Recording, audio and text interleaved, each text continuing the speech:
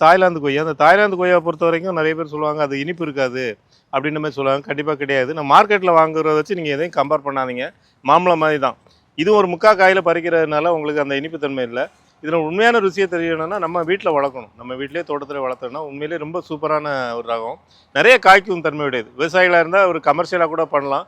Marketing வசதி இருந்ததுன்னா, ரொம்ப ஒரு லாபம் குடுக்கக்கூடிய ஒரு வெரைட்டி இந்த தாய்லாந்து கொய்யா. கொத்து கொத்தா காய்க்கும். இப்ப நெறைய பேர் என்ன கேட்குறாங்கன்னா, நம்ம YouTubeல வருதுல்ல, எல்லாம் கூகுள்ல வருது. கொத்து கொத்தா அப்படி ஒரு இலையே இல்லாம கொய்யா காய் இருக்கும்.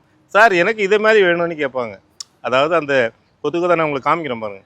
இதே மாரி எனக்கு கொய்யா வேணும்னு கேட்பாங்க. ஆனா அவங்க யோசிப்பாங்களா என்னன்னு தெரியல. ஆக்சுவலா நம்ம மண் வளம் அதே மாரியா, நம்ம கிளைமேட் அது மாரியா அப்படிங்கிறத பண்ணுவாங்க. 2வது அது கிராபிக்ஸ் பண்ணி வருது. அத நம்ம புரிஞ்சுக்கணும். முதல்ல ஒரு விஷயத்த பார்க்கும்போது, அது நிஜமா பொய்யாங்கிறத ஊர்ஜிதப்படுத்திக்கிட்டு நம்ம அத ஃபாலோ பண்றது நல்லது. ஆனா, அந்த அளவு காய்க்கலன்னா கூட, ஓரளவு நல்லாவே காய்க்கக்கூடிய ஒரு வெரைட்டி இருக்கிற கொய்யா வெரைட்டிலே அதிகமான லாபத்த குடுக்கக்கூடிய வெரைட்டி இந்த தாய்லாந்து கொய்யா.